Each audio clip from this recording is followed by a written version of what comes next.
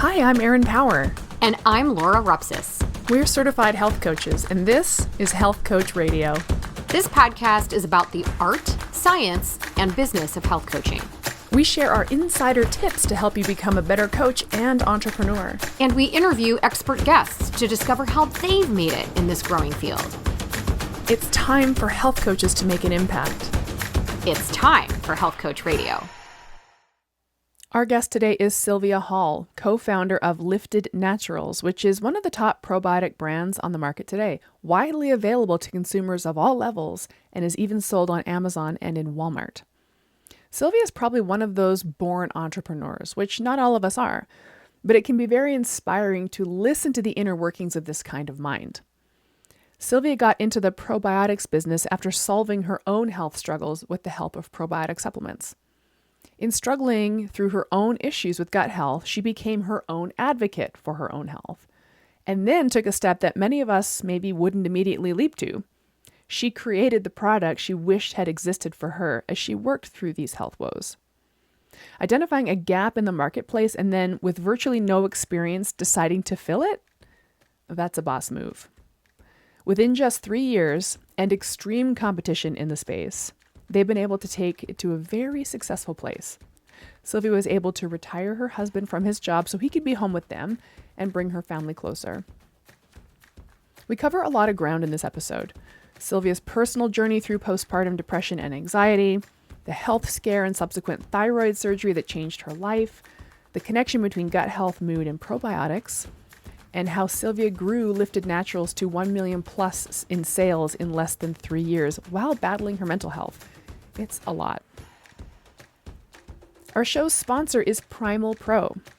We've educated and certified thousands of health coaches, and we know that one of the greatest hurdles to getting started with a coaching practice is exactly that, getting started with a coaching practice. I don't know where to start is the most common refrain we hear from new health coaches. We want health coaches out in the world making an impact and doing what they do best. So to save you time, effort, stress, and blocks, we've taken care of the program development for you. Introducing Primal Pro, a fully customizable health coaching app with a 12-week ancestral health program built right in. Simply subscribe to the app, enroll your clients, and the app takes care of nurturing them through 12 weeks of proven diet, movement, and lifestyle education. This lets you do what you do best, coach.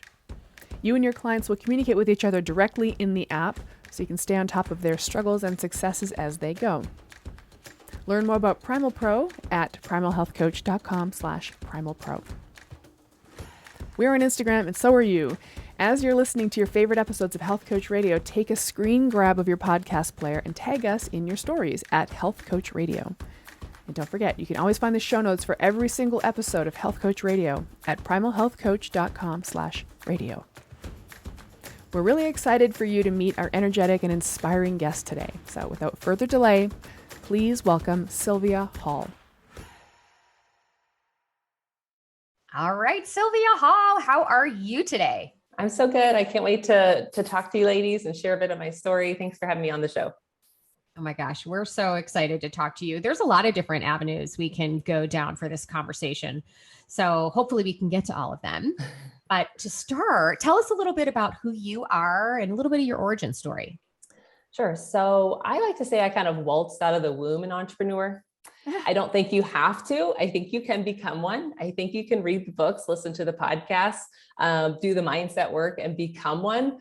But I think if you're not born one and you don't have an ambition to become one, you will probably not become one. So I am one of those lucky few that just loved playing business, setting up shop with whatever I could sell, whether that was lemonade or books or anything that I had my hands on. So that came really naturally to me. And I would say my oldest is going to be 13 soon. And when I got pregnant with him, that's when I really started to say, let's get serious about what I can do while I'm home with him and also be home with him. And so I have quite a few endeavors under my belt. Do you want to hear them all? I don't want to overwhelm you, but yeah, no, we'd like to kind of hear where you started, like your entrepreneurial path. That's always interesting. Sure. So the very first business I started was actually handmade jewelry. And that did really well. Actually, I sold over 1,000 items on Etsy. I sold in 7 different shops, retail around the Kansas City metro area. And then I really burnt myself out because I was making everything, packaging everything, marketing everything. I literally had my hand on every process. And so I burned out, and I also was getting a bit tired because I am very extroverted and I really do get my energy from being around people. So I said, I got to pivot this. And I started to go down the pathway of life coaching. And I went through what I call the best life coaching program out there, but everyone has their favorites. But I went through the life coach school with Brooke Castillo, and she's an incredible coach. And so I have a very strong foundational mindset approach to everything I do now. So I have absolutely no regrets of going through that program.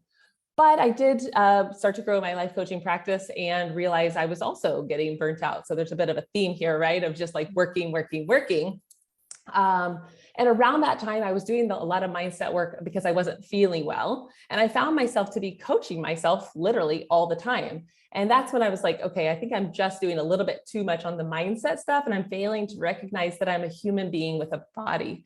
And so I started to kind of research ways to feel better naturally. And that is what led me to the gut brain connection. And that is what led me to the research that I began to do on probiotics and the impact they could have on mood. And so from that place of just trial and error of different strains and species of good, specific types of good bacteria, I came up with my own kind of idea for a product. And from there, I was very excited to be launching away from an hours for dollars model of helping people and being able to help truly way more people solve a pain point that I had struggled with so deeply. And Lifted Naturals and our mood probiotics was the result of that. Wow. Lifted Naturals. Yeah, it does definitely sound like you are a born entrepreneur. just the way kind of your mind works, or the way you went through that story, in the sense of I jumped into this thing, I did it all, I got burnt out. Jumped into this thing, did it all, got burnt out. And it's sort of like a different kind of person would get burnt out and quit, but you get burnt out and pivot. Right. I highly recommend that strategy if it's important to you. And I prioritize time freedom above all else, literally even income. Now, income, I love to. I mean, can we not pretend for a second that money is not energy that helps to live and thrive in this world? But the time freedom, especially as a mom and as a creative mind, I prioritize that above all else. So it was not if I can make this work, it's I will make this work, because clocking in somewhere just really never resonated. Yeah. But what's interesting is that because time freedom is like a core value of yours, what driving force, we'll say. And I think a lot of people would say, yeah, me too. I for sure do. Oh, I want time freedom too. But I think where you're different is that you're not going to sit around and wait for it. Like, well, maybe once this thing happens, then maybe I'll have time freedom. You're like, I don't have time freedom, time to pivot. So it's just a real bull by the horns attitude, and because you say you're a natural born entrepreneur, which is just awesome. But we, like Laura and I, are educators for health coaches, and we kind of nurture people into their own entrepreneurial journey. Not everybody was born an entrepreneur, but that's one of the things we try to nurture. Like, hey, let's get this, let's practice resiliency. Let's practice pivoting. Let's practice taking the bull by the horns. What do you want? If you're not getting it, what's your next step? So it's really interesting to hear from somebody for whom that comes naturally. I'd also like to share that my husband was not a born entrepreneur. Within the last 2 years, he was able to quit his job as an engineer to come on full time with Lifted. But I use the air quotes when I say full time, because our goal is never to work full time, but to work less and to work more impactfully, and then step away and enjoy our lives. However, he was not a born entrepreneur. He was a skeptic through and through, and yet always very considerate and encouraging of my endeavors, but just not really understanding it. And even when I came to him with the idea for Lifted, I basically told him, this is bigger than anything I've ever done before. Everything I've done up till this point has just been me using my skills in a way that I can flip it for money, so to speak.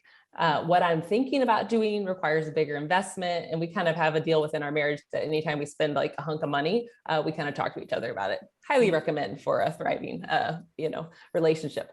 And so while he was like, okay, sure, it was more like, okay, sure, just because you want to keep her happy and, whatever. But as the process began to unfold, I could just see it clicking for him. literally his bathroom habits changed. For instance, he never took a probiotic before he took ours. And we had both just normalized the 25-minute bathroom visit for him. And it's like, we slowly were like, oh my gosh, you're in and out. Like, it's not even a thing. Like, that was a click. And people reaching out saying, this changed my life, and him seeing it. And like, I just saw these like clicks, click, click of like, this is literally happening. This crazy idea lady actually took a vision. Something was nothing and nothing was something, and she made it. And like, I feel like that was really cool for him to see that evidence. Which I think maybe if you're not a born entrepreneur, it's harder for you to see it, believe it before you see it. And I think that is one trait that I would highly recommend you just nurture, which is to begin to find evidence for what you want to believe and what you want to see. And so it was really cool to watch him become an entrepreneur versus me, be born as one, so to speak. Oh, yeah. It's interesting how you say that, because my role at our school is as admissions director. And one of the things I think people struggle with when they're initially considering becoming a health coach is really struggling with envisioning what it's going to mean for them. They're asking me, what is being a health coach like? They're asking me, what's a day in the life of a health coach, which I just have to turn around on them and just say, well, what do you want it to be? What do you envision? What lifestyle, what would your day look like in a perfect world to make this worthwhile for you? And this is what we need to create. And I think a lot of people struggle with being able to envision it. And I love the term you use, look for evidence of kind of what's possible. Can you speak to that a little bit more about how you do that? Well, yeah. And I think, first of all, it's important to note that just this idea of having a vision for what you want your life to look like, it doesn't just come naturally. It really needs to be a practice, something you give time to. I think if someone said you have to be a health coach and they thought to themselves, I know a few health coaches, I don't like that.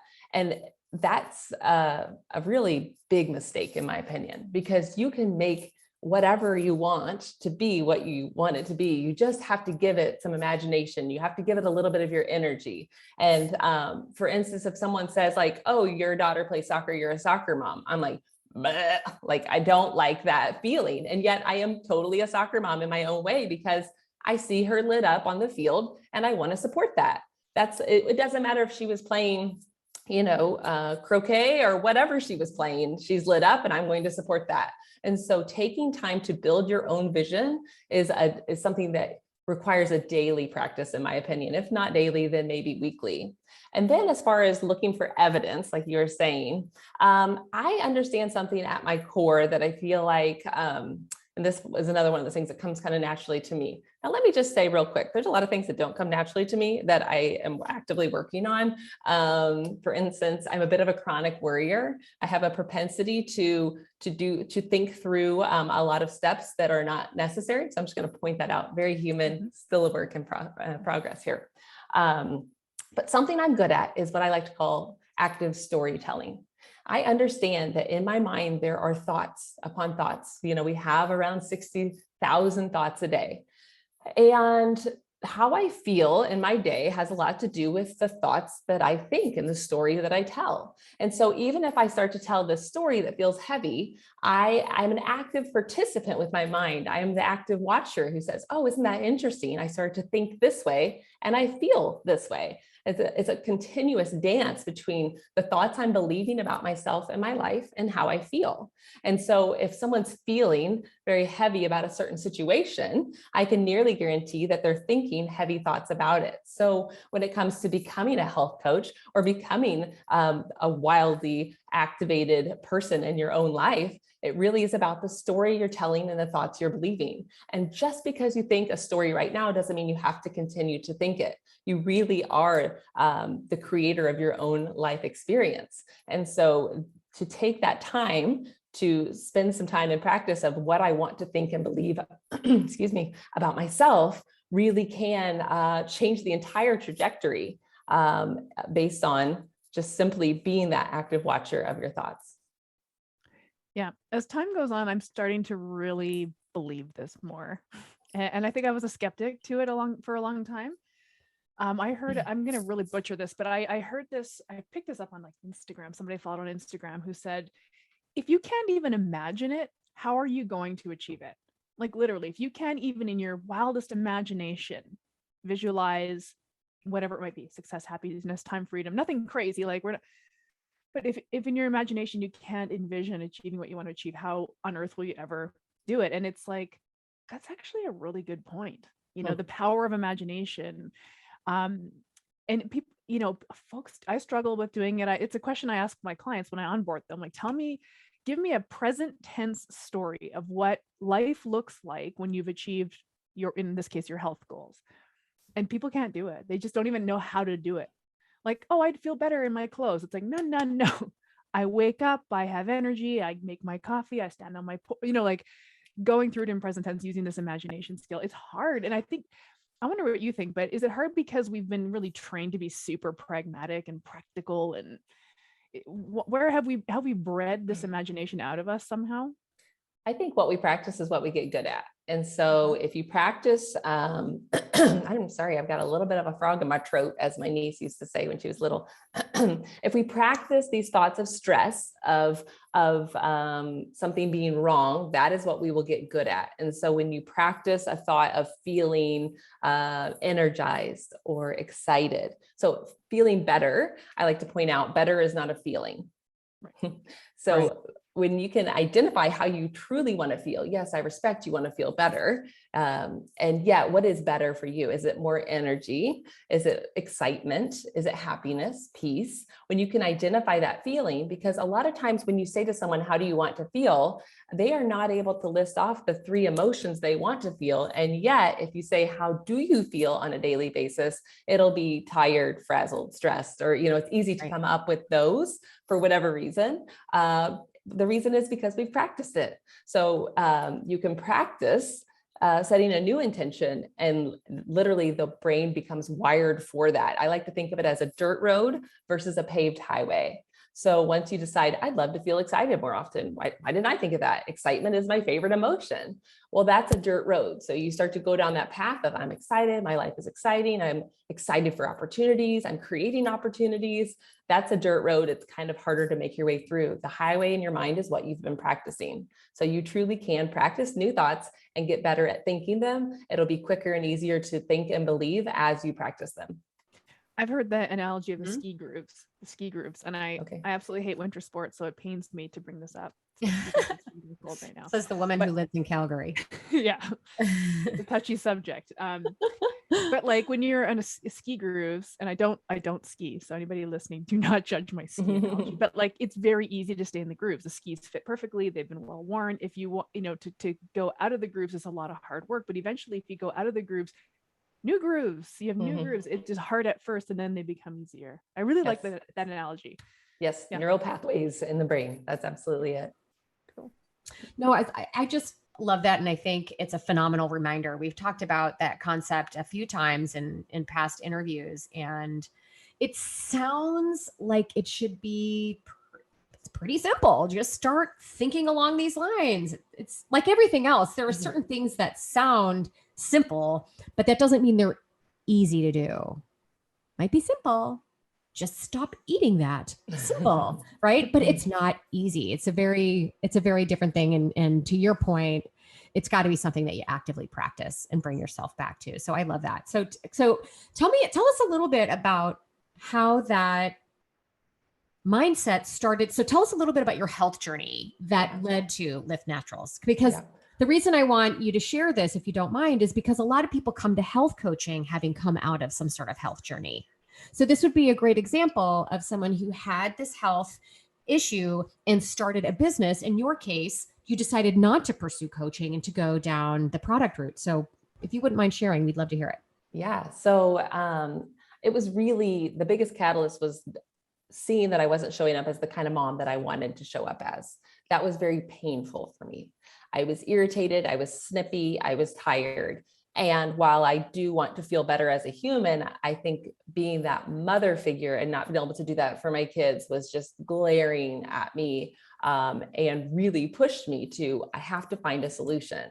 And so I really was literally Googling ways to feel better naturally, which is why I love our tagline so much. Feel better naturally, because that was what my journey took me down. And I really did see the quickest turnaround with specific types of feel good bacteria. So I would type in not only the species name of the bacteria, but also the strain number. And then I would do my best to find that research on it, to find it for myself to try. And it was just this mixture of me being a very sensitive person. So a couple cups of coffee, I'm rhyming. A couple drinks, I'm dancing. Like, it's just this, I'm very sensitive to lights, sounds, intake of anything. So I kind of used that to my advantage with this, because I was able to notice very subtle shifts. And like I said, it wasn't just that. I was also combining it with the research that I found about each thing. But really, when I began to realize this is absolutely a product that is needed in the market, because I was combining not only specific types of probiotic bacteria that I could not find in a single standalone formula, but also prebiotic, a specific type of prebiotic, which is GOS. Now, prebiotics are fiber, and fiber feed the good bacteria. So you have the probiotic bacteria that is the good guys, and then you've got the food for the good guys, and it's just a really great combination. Now, since we've launched, I've since discovered that some people can be really sensitive to prebiotic fibers. And so we do have 2 formulas that are probiotic only, and 2 formulas that are probiotic with prebiotic. I would say another part of the huge trajectory that changed in my life is that I did find an incredibly high quality manufacturer with really high standards that I was able to come to and say, here's my idea. And yeah, we have a lab team, we have scientists, we have all these people on our staff, we have label compliance, which is very important. So I was able to bring my research to them and then have them help me to confirm that, everything we say is on the label is, made in the US is very important to me, free of fillers, just a collaborative approach with a staff of people that already were very well, acquainted with the supplement world, which I was not as much at that point. Now, at this point in my journey, I have friends all the time sending me the back of a label saying, is this good? Would you buy it? And so that has definitely become an evolved part of the role. But overall, it was really just about making good, clean products that I would take myself and give to my family, which I do. So what led you down the probiotic? Because, the way you describe the impetus, that, like, in my mind, I wouldn't immediately think, probiotics are the answer. So I'm a little curious as to what led you towards probiotics as a solution for what it was you were dealing with. I felt like it just kind of kept coming up for me when I was looking for it. It was the gut-brain connection, the gut-brain connection. If you have any sort of stomach issue, which for me, it was a bit of constipation, lifelong issues of just not going as regularly as I needed to, despite the efforts. Yeah. And like I said, for my husband, it was lengthened bathroom times that were like, well, it's not really normal, but we thought it was. That's the other thing. Our brain really does normalize our life. So you can get into a normalized pattern of stress. And then you can one day wake up and say, I don't want to feel that way anymore. And you can begin to normalize something new, normalize going to the bathroom daily, normalize, a 5-minute or less bathroom trip. We can begin to normalize new things. But I do think it's important. I want to go back real quick about that idea of, it sounds so simple. In some ways, yes. And in some ways, no, because our brains really are wired for safety, to keep us safe. They don't really want us to be super comfortable, because comfort does not equate to safety. And so what I've learned as an entrepreneur is that if I can really root myself and create a feeling of safety in my body and my nervous system and my gut, if I can truly feel safe, then I can do anything. And I love to say, and I get this from my coach, Brooke Castillo, that successful people are willing to feel any emotion. And specifically, one of those emotions, I think, is being uncomfortable. So you ask for a raise, or you ask to seal the deal, and you tell them the price, and then you smile and you just wait. That's uncomfortable for a lot of people. And yet being able to hold that space and feel confident and safe in your body really does just changed the whole trajectory, I think. Mm-hmm. And so, back to the gut-brain connection, it really was what came up for me the most consistently of why I was dealing with the problems I was dealing with. It was a messy slew of not feeling like myself. And as I began to help my gut to feel better, my moods also improved. And that for me was the best evidence I could ever have. I could not sell something that I hadn't personally truly benefited from. So that was really amazing for us. And now I actually have begun to explore, there's one of our products that I take consistently, but I have begun to incorporate another one of our probiotics because as a round of sickness swept through our house, the people that took a specific type of probiotic did not get sick. And I'm like, bingo, that's the anecdotal evidence that I need. Yeah. And so I started the other two on that. And that is our spore-based probiotic, which is a really potent, it only has 3 billion CFUs of good bacteria compared to 30 billion from the lactobacillus and bifidobacteria types of probiotics. But it's a totally different type of probiotic that I think in this day and age, based on what we're consuming and what's in our air and what's in our food, I think spore-based is going to really help us get a leg up on maintaining our gut health in these times. Mm-hmm. Well, I love that you, I think it's crucial that your anecdotal experience factors in. So you did the research. So you left no stone unturned on research, and you needed to experience it anecdotally to believe it. And I think that the poor anecdote sometimes gets so just like malaligned, I guess. Sometimes it's like, oh, anecdotes, but really important. So there's lots of stuff you said there that I was really geeking out on, like the safety thing. I tell my clients that all the time, like, hey, our body needs to know it's safe before it's going to let us do anything. That's really crucial, but I don't want to get into that just yet. What I do want to get into is like the leap between I'm Googling how to feel better naturally. The gut brain axis is coming up all the time. Now I'm looking at specific strain numbers of probiotic, which is a step farther than anybody would ever take a Google search. So acknowledgement to you on that.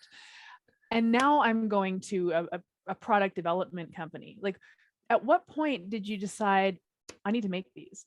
I mean, I know you said that I one thing that you said that I really agree with is like, well, this is my take on it. The probiotic aisle of the natural food store is overwhelming. It's overwhelming. It's just like, there's so many out there, but you couldn't even find the one that you wanted. So this is what drove you to that. But then how do you physically and literally go from, I want to make this to, I'm going to make this? Like, how do you find these companies that do this? So I'm not afraid to pick up the phone and make a phone call. I feel like that's sounds so silly and simple, but it's a very useful skill that a lot of people have lost touch with. That ability to just, I'll send emails too, but during that phase of research, it was a pick up the phone and connect. And so that was the step that led to me finding a couple of companies. And then I very much use my intuition when it comes to nearly every phase of my business. I really do spend a lot of time tapping in, connecting to a deeper knowing.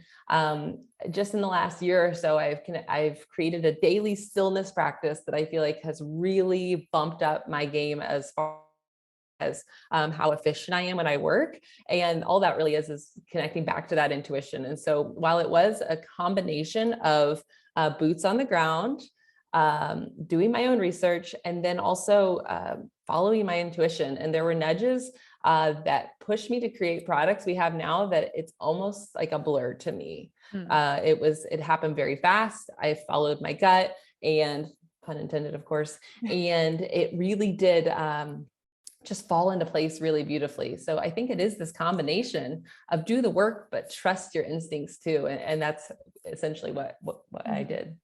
So was it sort of a question of like picking up a bottle, looking in the back and seeing manufactured by, and then calling those guys up like to find?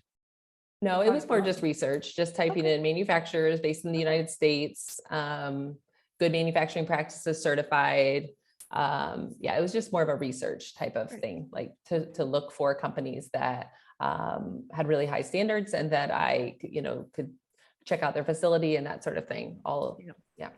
The reason why I'm asking all these seemingly simple questions is like, you remember, Lori, years ago we had Emily made the M-Pack. Oh yeah. Emily M. I'm drawing a blank on her name too, but I have her pack. I have it. Very well known fitness influencer, and she had decided to make this pack, this physical workout tool. And I don't know what it is about my brain, but it's like, wow, you can actually take an idea somewhere and people will make it for you. Like, I don't know why my brain does not understand that. But anyways, that's why I'm asking all these like super simple questions. Like, because personally, I've never thought of making a physical product, but lots of people listening certainly probably have. So I feel like that's one thing I really did learn early on with the very first jewelry company, which was me making everything. And I learned so much from Lifted that I've always said, even if I did start another company, which I have started to dabble, I have a passion project of fine jewelry that I've been working on. I never really will have to start over because I'll bring with me everything I've learned. And one of the key things I've learned within business, actually, I would say there's two really important things about business that I would love to share. One is to know the difference between being self-employed and owning a business, which means when you're self-employed, you have to work to make money. And whenever you own a business, that you can be making money, your business can be making money for you while you sleep. So within the coaching realm, yes, you can be a coach, and you can also have ebooks, you can have other physical products, you can have other info products, you can have other ways that you're building your own empire that you can service your people and also make money at the same time. So that was one distinction that I learned over the years, kind of the hard way. I always thought I was a business owner, and yet I wasn't. I was self-employed. So kind of that distinction. And I did learn that from Rich Dad, Poor Dad, Robert Kiyosaki. So the other thing I have since learned is that not only do you not have to do every single aspect of the business, but you also should not. Right. You should not do every single aspect of the business unless it truly lights you up and you're truly good at it. So there might be an exception in a business that you're like, all I need to do is this type of marketing and this type of, providing the goods. And I am good at both of those and they light me up. But for the most part, businesses get bigger and expand. And in those instances, it really isn't in your best interest to do everything. And so as I've gone into this passion project of fine jewelry, I knew right away I didn't want to learn CAD, computer automated design. I didn't want to spend more time on my computer. I wanted to spend less. I wanted to spend more time being creative and in that beautiful place of visionary activities. And so for me, it was, okay, who can I hire that can do this for me, that I can connect with, that loves to do this, is already really good at it. I just shaved off 7 years of having to become good at a certain computer software program that I had no interest in doing anyway. So I do understand there's a cost element to this. I'm not going to, dismiss that, but there are ways to either barter or to make a low risk investment to be able to connect with people that are lit up by and do really well. So that's the other thing. Don't do everything unless it fits those criteria. Yeah. Well, you just name dropped the word visionary, which made me think of rocket fuel. I don't know if that's where you picked it up, the visionary integrator sort of distinction, but it's a business tactic that I'm just warming up to the idea of where, as a owner, and I kind of feel a little triggered because I look back on my coaching business and I'm definitely doing the self-employment thing. I'm not like, that whole like, ooh, I thought I was a business owner, but actually I'm just doing everything. I'm just self-employed. But this idea of visionary versus integrator is the visionary is the person with the ideas for the growth of the organization or whatever, the growth of the product, the growth of services, whatever. And then an integrator is a person who comes in and actually does the doing. And it's very difficult, / impossible, to your point, because you said not only do you not have to do everything, but you should not do everything. It's that sort of idea. Like there are some things that somebody else is probably better at than you by orders of magnitude. And you're actually holding yourself back if you insist on doing everything. Right. My husband is actually the implementer within our business. So I am the ideas person and he is the finisher, the finer details. So I do want to give massive props to him. Lifted would absolutely not be where it is today without his help. It would not be anything at all if it weren't for me. Let's just be clear. Because he's said it again and again, like that, the way you just get started with something that's nothing. He's like, psh, psh, psh. I can't, I can't wrap my mind around it. And yet I like to say, like, I get overwhelmed by all the little details, and having your support, even just that feeling of support, the safety in my body of I'm supported here with this, creates a whole new wave or an elevated version of my ability to be that visionary. So just wanted to kind of give him some props for that too. Great. So I'd love to hear, so you did some research on all these different probiotic strains. Did you put together some prototypes, tests? Like, what was that process like of I would love to hear like what it takes to put together some sort of supplement like this and test this whole thing out. And like, what were you taking them all individually for a while and seeing what worked? I'm putting words in your mouth. I asked a question. I should just share. No, it's fine. I did actually buy as many individual as I could. Typically it can be kind of difficult to find those. So I'd occasionally take one that had a couple. I very much did just piece together what I felt my best on, sent that to my manufacturer and said, here's what I want. And then I had a very difficult decision, and it was to create a sample of it. This is even telling this part of the story. I don't feel like I've ever told this. It's kind of wild what I'm about to tell you. Okay. Create a sample of it and wait 8 to 10 weeks and pay a few $100s for one 30-day supply of this sample, or go all out and get an order of, typically it's 1,000 bottles was the minimum. And I kind of sweet talked them. I'm like, is there any way you could do a little less? Because, I'm new and And it was like, okay, we can do 750. And at that point, I was like, yeah, I'm on board with that, because my goal is to sell them on Amazon, go where the people are. But if for some reason I can't get on Amazon, I can probably hawk 750 bottles out of my car. I could do that. Like, this wouldn't be. And I remember the day that first order arrived on our doorstep. And as I was like taking the bottle out, like my hand was shaking. Like, what if this doesn't work? What if this, what if this is, this was literally what I had laid out based on the research that I'd done. But no, I did not actually order a sample. I went for it because it just felt right. And yet when I did get that bottle, and I remember taking it and just like sitting and waiting. Like, what's happening? Do I feel lighter? Do I feel better? Am I a little tired? There's a very common thing with probiotics that you can experience a die-off reaction or symptom, which a lot of people take to mean this formula is not right for me, but very often means exactly the opposite, that your body's like, whoa, here we go. Here's the good bacteria we need. And some of those bad guys are kind of not going down without a fight. And that is the essential die-off response. But because I'd already been taking pretty similar to what the prebiotic I was taking that I put in our formula was in a sachet. That's the only way I could find it. And so I was taking that combined with, pouring out some different ratios of probiotics that I had tried. So we did not actually end up ever changing that formula. It's our top seller to this day. It's called Mood Boosting Probiotic. It has 9 specific feel-good strains of probiotic bacteria, plus that prebiotic GOS that I found from the very beginning. So it's, part of me is like, it was meant to be, like it was divine intervention. A part of me is like, I just had the guts and went for it, and good things happen to those who go for it. But there's also been times in my life where I've left and then the net did not appear. So just to be clear, there's another coaching saying that yes lives in the land of no. And so because I'm willing to continue to take these risks, I will get yeses, because yes lives in the land of no. Mm-hmm. But what's the general timeline between of all this, like between you looking up on Google how to feel better naturally to these 750 bottles showing up on your door? It moved pretty fast, as I kind of do. Like you were saying, like a lot of people, they don't pivot, they just kind of quit. When I was finishing up my bachelor's degree, I was doing it online, and I would get assigned my homework Sunday night, and I would do it Monday, so that Tuesday, Wednesday, Thursday, Friday, Saturday, I had completely free. That's how I live my life. Essentially, it's like, do it as quickly and just go for it.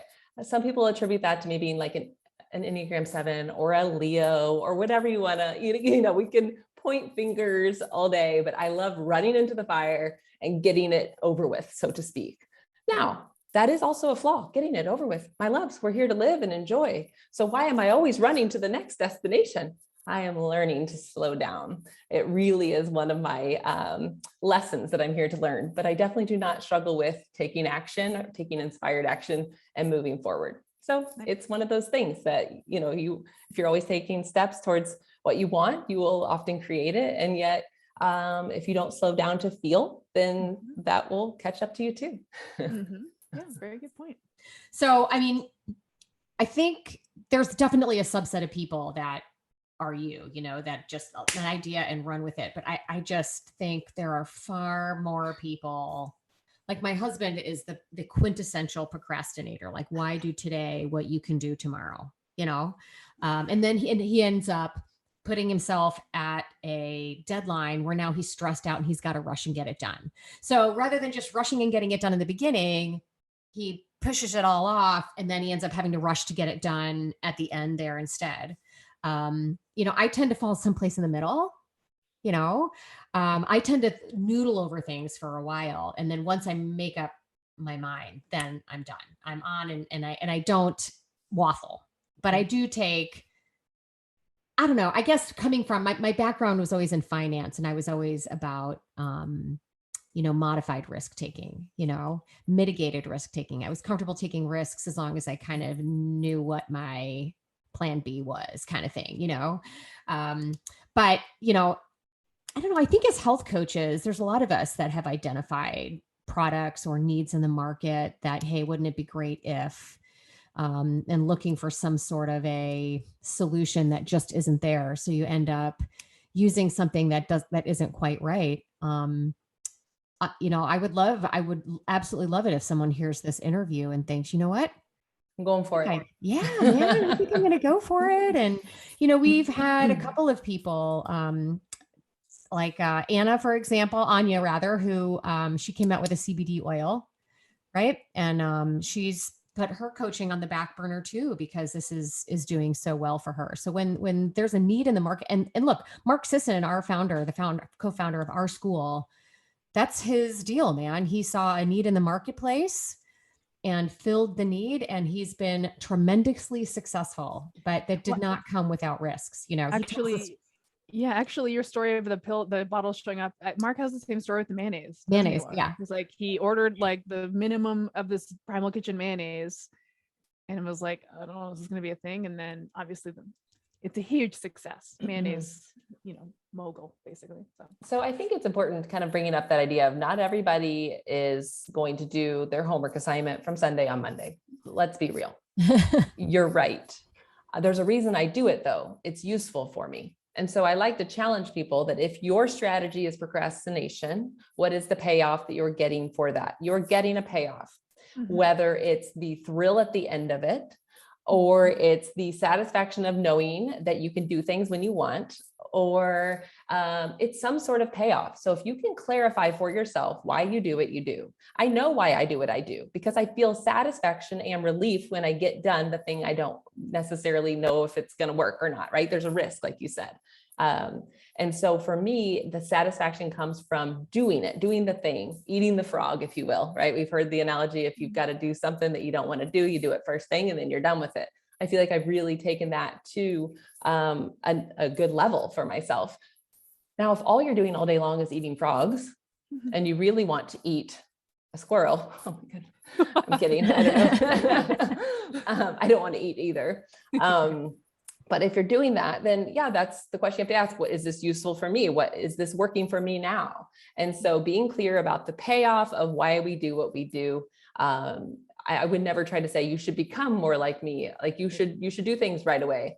Maybe it's not going to work for you, but your clarity on why you do what you do, and if it's truly useful for what you're looking to create, and that goes back to having that bigger vision.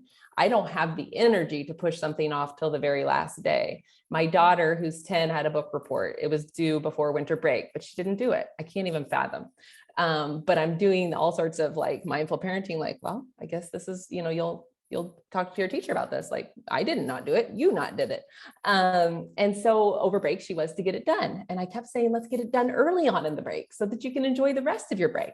No, I just don't work like that, Mom. I just don't work like you do. And so she pushed it off until she had about 4 days. And then she did it. And she knew she had 3 days left. And she confessed to me, I feel so much better now that I did it. I think it was weighing on me. I didn't even realize it. And, kind of just did this whole and the only reason she did that is because I refused to say, I told you so. Like, oh, that's interesting. Isn't that interesting how you felt? And so I do feel like there's sometimes is a tendency to procrastinate and we don't even know where it comes from.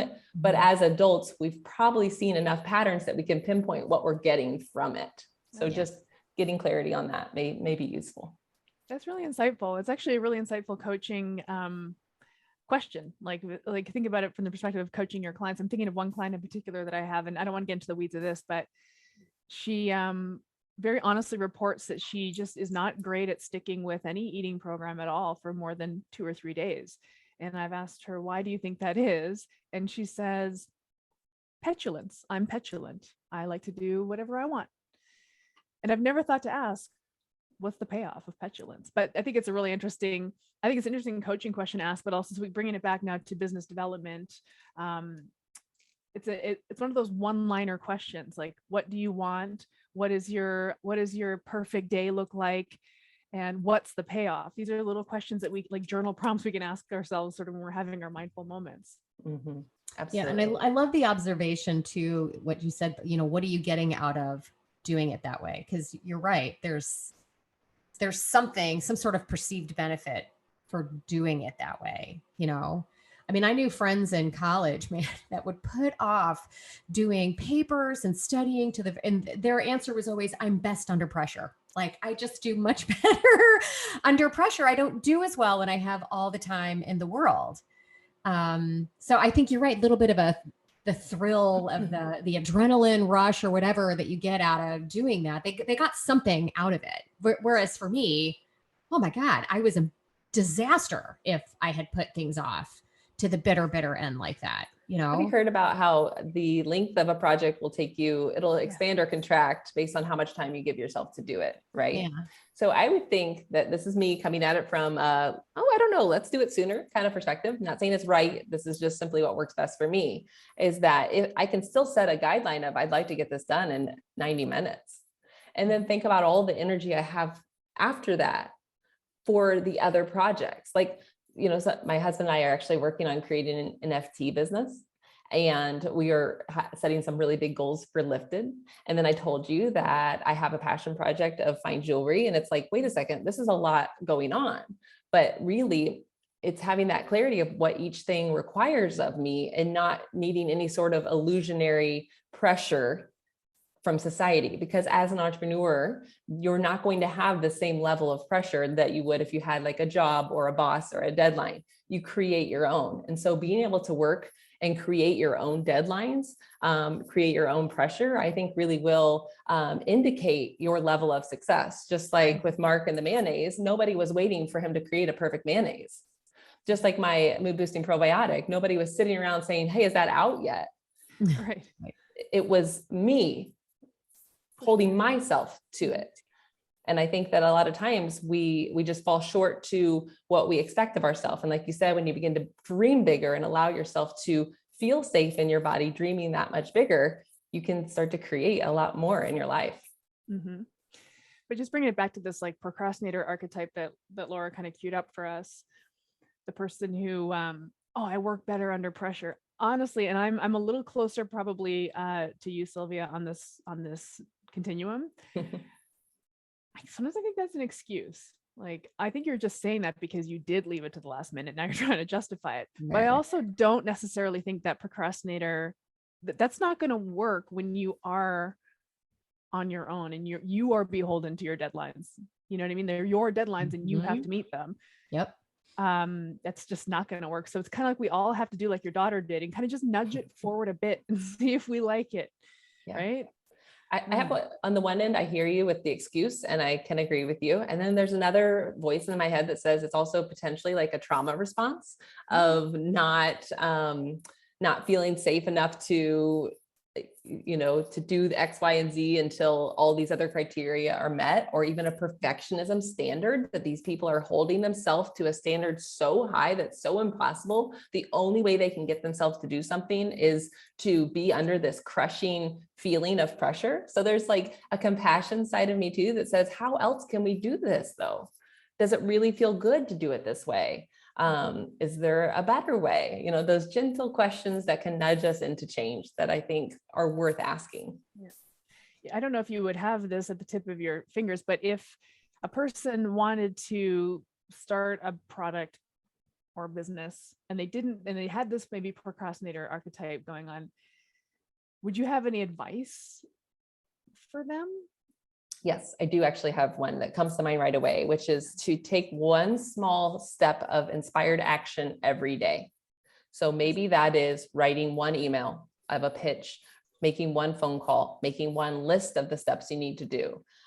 Every single day you're moving forward. Yes, there's times that things pop up and someone gets ill or something happens and you're not going to do that one day, but that's not what it's about. It's not about those exceptions. It's about, generally speaking, every day you're taking inspired action. I think a lot of times the procrastination and the perfectionism really are super duper connected. So to be able to peel back a layer and say, it's not about perfect, it's about done, or at least one step closer. So one small action step would be my recommendation. Awesome. I like it. And that's a huge coaching cue that and things that we talk about, at least I do with my clients, is, you know, they at the end have what appears to be a lofty goal that they're trying to reach. And the part of the reason they've been unsuccessful so far is because it just seems so far. And the part of the coaching relationship and part of what we bring to the table is breaking that down into much smaller steps. Well, what can you do? If that seems too insurmountable, what are you capable of doing? Let's brainstorm a bunch of different ways that we can work towards getting there. What's step one? You know, and let's focus on step one for today. And I know Erin's a fan of, all right, let's do that again. Let's do it again and keep practicing it until it becomes second nature. These are all just common coaching techniques that I think health coaches looking to go to business for themselves or looking to grow need to remind themselves of and hold their own feet to the fire. I'm just a huge believer that one of the number one reasons people never launch is because of this. I definitely think it's a bit of this perfectionist mindset, you know, but at the end of the day, you only really get good at something by doing it over and over and over again. And you have to start someplace. And to Erin's point, if you're a chronic procrastinator, you're probably just not going to get anywhere. You're just not. You're going to constantly be at step one because you never get through it. And so it's about picking one goal. I love your advice of doing one small thing every day to get there. You can still have that procrastinator hat on, I guess, and take it into smaller steps, but there's got to be a compromise there if you're ever going to get anywhere. Otherwise, I think what ends up happening is a lot of these coaches end up becoming employees instead of entrepreneurs, right? They end up, if they're lucky, they're able to find a job and work for somebody else once they've recognized that this just isn't in it for me. And you know what? There's nothing wrong with that. There's more and more opportunities like that rolling out every day. Yeah. I think if you hear what we're saying about taking that inspired action step or doing it before it's going to be perfect or any of those things, you're like, no, I don't want to do that. Then maybe this isn't the best place to start right now. You know, the job that my husband had created stability for us. It created a safe place for me to explore different passions so that we could take the risks that we took. And so I do feel like I am not here at all to say jobs are bad, right? Or that you shouldn't be employed by someone. I think it's really a very individual thing. And in fact, I have a couple of people that work for me and I'm very glad they don't want to just go be entrepreneurial exclusively. They love the schedule that I provide them. They love the income flow and the consistency. Like, I think it's totally fine to understand that it takes all kinds and that just because you're not ready now doesn't mean you won't ever be ready either. So it's that balance of respect for that. And the same goes for being an entrepreneur or self-employed rather than a business owner. Respect as well, because they really are kind of stair steps that lead from one to the other. And as I learned in Rich Dad Poor Dad, it kind of doesn't matter what any of those three ways you use to make money. You need to be investing your money. That's the most important quadrant in the box. So you can make money as an employee or as a self-employed person or as a business owner. but it's not what you do with your time that matters so much, but what you do with your money, because our time is very limited, but the money that you make and can grow is not. So just another little insight there. Nice. It's interesting because over the years that Laura and I've been working in the health coach sort of credentialing and education space, the health coaching industry has really grown. It's a very, very growing industry. And probably, I don't know, Laura, like as recently as 2 or 3 years ago, it was predominantly like, be a health coach, start your own business, start your own practice. But now there's jobs. There's jobs. You can go work somewhere as a health coach. And it's like, what a relief for the people who don't, who really are comfortable having a job. And that, there's nothing wrong with being comfortable having a job. Nothing wrong with it at all. It doesn't mean you're like a low imagination, kind of like low vibe, you know? Yeah. So it's interesting. It's just interesting to see that in our field is that jobs are completely viable way of earning your passion income. Yeah. Know yourself, right? Know thyself. And if you know that you would rather have a job, because honestly, entrepreneurship can be quite all consuming, right? It's harder to turn it off. A job you can clock out and generally leave a little bit. So easier. So I think all of those are factors to consider to know about yourself. Absolutely. You know what I also think about? I also think, Laura, too, about the happy little practice. So this is, you know, if you think about those three categories that you shared from the Rich Dad book or program, is like, it could be business owner, right? You can be self-employed, have a happy little practice. This is what our Karen Rosell taught us. This is happy little practice. It's small, it's manageable. I make a comfortable 5-figure income, you know, because for a lot of times in entrepreneurship, it's like multiple 7-figure, and it's all this kind of weird. But you can have that too. There's all kinds of ways to do it, which I think is really just empowering. Absolutely. I mean, there are a lot of people I talk to that they know they don't want to, they're like, I just want to coach.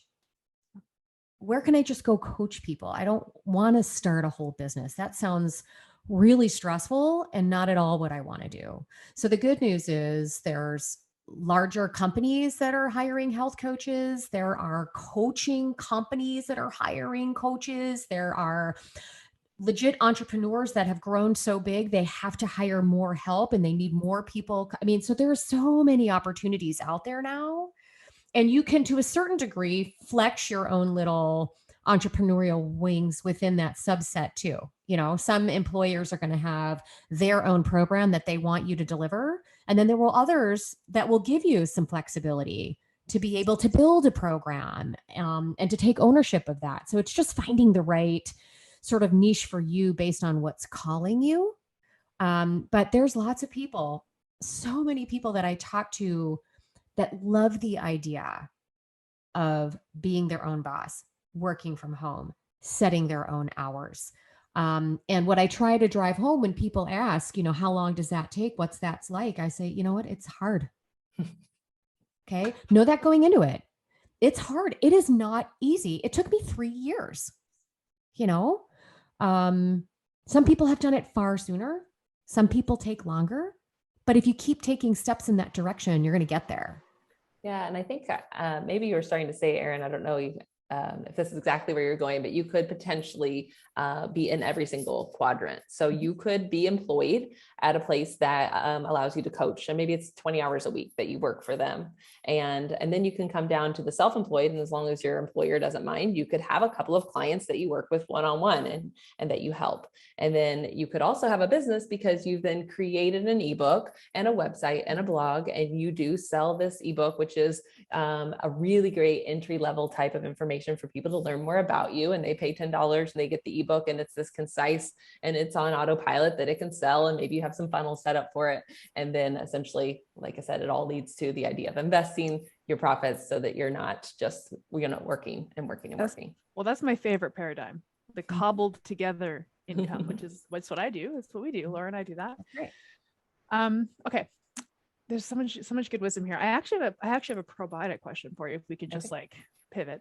Yes. So your mood boosting formula is your sort of your flagship one. So who is this for? Like, what symptoms are these people walking around with? Okay, so mood boosting probiotic is the name of our introductory, I like to call it the original gangster probiotic that we released, but all of the other three are all mood probiotics as well, but they have different names. So the second one we came out with, which will kind of help me tell you who it's for, the second one we came out with is called Bifidus Mood Boost, which is a histamine sensitive formula. So it's great for people who have a histamine response when they take probiotics, or just in general, they struggle with histamine sensitivities. So a lot of histamine issues can be like congestion, allergies, headaches, skin issues. Those can kind of fall into the realm of histamine intolerance.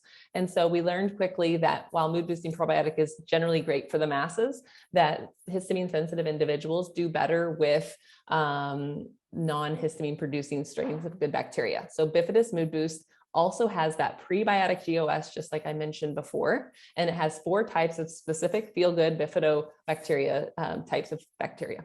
Said that twice, my apologies. The next one is Mood Super Strains, which is also histamine friendly, but this time we left out the prebiotics because, like I said, some people are very sensitive to prebiotics. If you're really new on your gut health journey, sometimes prebiotics can be a bit overwhelming. And so that is the third one we came out with, which is histamine friendly, but probiotic only. And then, as I mentioned earlier, we do have a spore-based formula, which is probiotic only as well, no prebiotics. And what a lot of customers will do is kind of piece together. So like mood boosting probiotic with the spore-based probiotic is a really powerful combination, not only for mood support, but then the immune benefits that the SBO also brings to it. But SBO also has a specific type of bacteria that I had found numerous amounts of research around mood and the body's stress response too. So every single formula we have, it's all in support of mood, digestion, and immune. It's just more about those specific sensitivities as to which formula you might do best to start with. Okay. So are these typically people that suffer from sort of mood instability, or they identify as being sort of depressive or anxious, and but they also have this gut connection, like they have digestive things that go with it? Yes. So while we cannot use those words specifically because we are in the supplement industry, we will exclusively stick to the word mood. Yeah. Okay. So because that is the category that we are in and the regulation that is required of us, we will continue to use words like stress support and mood. But it very much does encompass a variety of issues that modern people are dealing with when their gut is out of balance. Hopefully that answers it for you. Yeah, no, that's clear. Yeah, we get that. We get that language piece. But truly, I mean, my question was like, what symptomatically is this person, walking around with? But truly, we all could benefit from supporting our gut brain connection and our digestive health. Yes, I really feel like this idea of, I have to be honest with you, I'm actually really triggered by the word mental illness. Now, let me tell you why. I think that as humans, we are all experiencing life, emotions, our mental wellness, our emotional wellness on this spectrum. And at different points in our life, we're all at different points on this spectrum.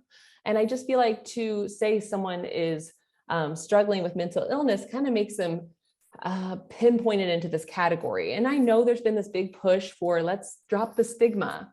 But just even the language itself, I feel like lends itself to the stigma instead of, saying you have this illness.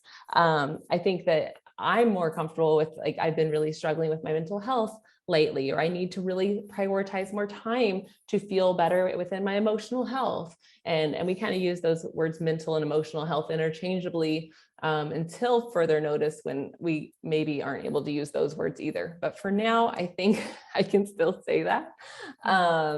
But to me, as someone who has had a very low swing at multiple points in my life, but generally speaking, am on the other end of the spectrum, it just doesn't really resonate for me to say I struggled with mental illness. But that's me personally. And I think that because I do value the power of words and language, that's why I'm so adamant about that for me. And yet everyone's different. And some people might be more empowered by saying I had a spell of mental illness. I don't know. Each person is, of course, able to decide that for themselves. I completely agree. I was thinking about that, and I don't want this to sound bratty, and I just really want to like add all the disclaimers to this, but I was thinking about this in the context of attention deficit disorder. So quite a few people that I know and follow and are, are motivated by or inspired by have recently come out. That's what I mean. But they've declared or announced or found out that they have some adult onset attention deficit disorder. And in some of these cases, they've gone on medication and it's been absolutely life-changing, which is awesome. It's like, wow, how empowering is that to finally feel like you can, whatever, feel better. But part of me is, thanks, we also live in a highly distracted culture. Oh, yeah. Like how much of this is, or do we feel under the pressure of the culture? And it's very, very hard to put your attention on anything in this modern culture. So I'm kind of feeling that. I would love to bring kind of my unique perspective to this, which is that I was also diagnosed as an adult, but it was very clear from hearing from me, the doctor I was speaking with was like, oh no, this has been a lifelong. For girls, it usually manifests very different than boys. So I'll paint the picture for you. I'm in math class. I'm terribly bored. And so I daydream the entire time. When it's time to get the assignment, I see the work in front of me. I have no idea what it's about. And tears begin to fill my eyes in a way of like, why didn't you listen? And it wasn't like I didn't want to listen. I just literally felt like I physically couldn't. Yeah. And so for me, it made so much sense to say, okay, my brain is a little bit different perhaps than my peers. But a lot of people have differences, like your brain is different than mine and mine is different than yours. And all of our brains are different, but to truly say, perhaps some of the assets I have are contributed somewhat to this neuroatypical, the way that I identify. Like it's, for me, it really is though a difference between, yes, but if I don't eat enough protein and well-balanced food, then it's not nearly as pretty. Or if I don't move my body, or if I scroll social media too much and my brain has all these tabs open. So I really do feel like it is about taking an active role as like, I am my own biggest advocate and I am in charge of my own destiny and finding ways that works best for me. Personally, for me, medicine, just like other instances, I'm just really sensitive and the side effects did not outweigh the disadvantages of dealing with the medicine. And so for me, that kind of dip afterwards of taking something just really was not worth it. And so instead of trying to find a way to change who I am to fit the world, I literally just changed my world to make it work for me. And so I know not everyone has that current ability. There's different circumstances or disadvantages, but finding ways that you can support your body and mind, your unique body and mind, to say, what do I need? Like, do I need to be sure to stay off of my phone for 2 hours before bed so I can sleep? Do I need to be sure I get protein at my first meal of the day? Like just being really loving, but almost strict with what it requires for me to show up as my best self. Awesome. Absolutely. I love it. So, look, I just want to applaud you for taking the bull by the horns and jumping in there and doing it and taking the risk and following your passion. I'm excited about these other projects that you have coming down the line. So that's really cool. I'd love for you to share how people can kind of follow you and what you're doing and where you can be found. Yeah. So our Lifted Naturals products can be found directly on our website, which is shop.liftednaturals.com, but we also sell them on amazon.com and walmart.com. So if you are a shopper of one of those platforms, we always love to say, shop where you love to shop. Don't worry about us getting a bigger cut or, it's all the same product, just as long as it says sold by Lifted Naturals. That's what you're going to want to look for. So as far as shopping from us, but if you do have questions about which one should I take, which is one of the most common questions we get, you can definitely reach out to me. That's info@liftednaturals.com. And we show up pretty regularly on Facebook and Instagram, but my favorite way to connect is our weekly podcast that my husband and I do, which is the Lifted Life podcast. So every Tuesday we produce a show and usually we kind of just share our greatest lesson or blessing from the week before. A lot of times it's a lesson, just things that we're learning on this journey of being in business together. So sometimes it's couple type stuff, but not usually. I mean, it is kind of how to work with a business partner, but more often than not, it's our own kind of spiritual journey towards feeling better, and how we prioritize feeling good, and how we handle falling off that horse, because that does happen too. So just that very, kind of like sitting down and having a cup of coffee with us, or a cup of tea every Tuesday. So that's, one of my favorite ways for people to connect with us. Very nice. Very well, thank you cool. for teaching us so much. I love great conversation. We covered a lot of ground, but lots of great nuggets. Thank you for your wisdom. Yeah, it's my pleasure. Thanks again for the opportunity. Thank you. This podcast was brought to you by Primal Health Coach Institute. To learn more about how to become a successful health coach, get in touch with us by visiting primalhealthcoach.com/call. Or if you're already a successful health coach, practitioner, influencer, or thought leader with a thriving business and an interesting story, we'd love to hear from you. Connect with us at hello@primalhealthcoach.com and let us know why we need to interview you for Health Coach Radio. Thanks for listening.